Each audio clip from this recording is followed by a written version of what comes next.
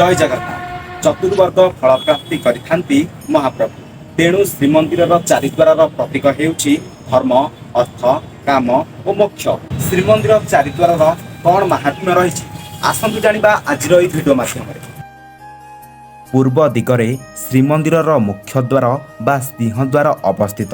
एही द्वार सम्मुखरे दुईटी सिंह दुई कररे रहिछंती, जाहाकि शक्ति और पराक्रमर प्रतीक।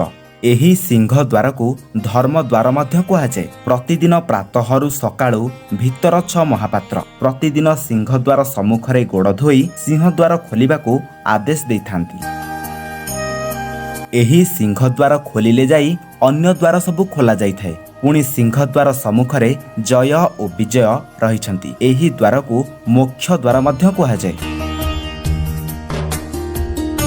दक्षिण द्वार जहाकू अश्व द्वार कुहाଯାଏ। जेउ माने अर्थ लालसा दिग्विजय हेबाकू इच्छा करती सेमाने दक्षिण द्वार देई महाप्रभुଙ୍କୁ दर्शन करिथांती। उदाहरण हेउची गजपति महाराज जेतेबेले महाप्रभुଙ୍କ दर्शन लालसा अभिलाषरे जाती से दक्षिण द्वार देई मंदिर मध्यकू जाइथांती।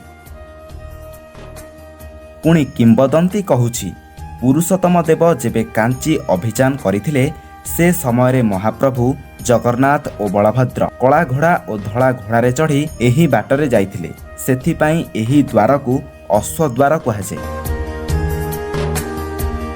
पश्चिम द्वार जहाकू बाघ्र द्वार कुहाଯାଏ। एही द्वार बाटे कुहंती सन्यासी जेउमाने संथ साधु तांत्रिक एही द्वार बाटे प्रवेश करिवार लोक कथा रहिछि।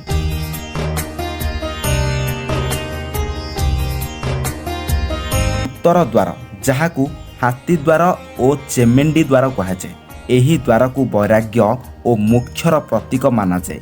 अन्य द्वार भली बाहरे दुई कररे हाथी मूर्ति एठारे नाहांती, किंतु एही द्वारर पश्चिम दिग को 15 हाथ भितर को गला परे दुईटी हाथी और माहुंत को देखिबाकू मिले। नव कलेबर समय एही द्वार देई दारू सगड़ी श्रीमंदिर मध्य को प्रवेश करिथाए। लोक प्रबादरे एही कथा मध्य रहिछि। मंदिर पहड़ हेबा परे एही बाट देई देवता माने मंदिर मध्य को जाइथांती।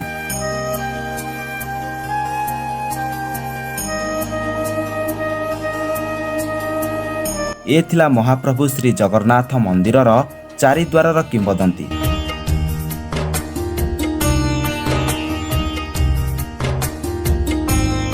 आपण मानकू ए वीडियो किपरि लागिला आपण कमेंट बॉक्स माध्यम रे जणांतु। जय जगन्नाथ।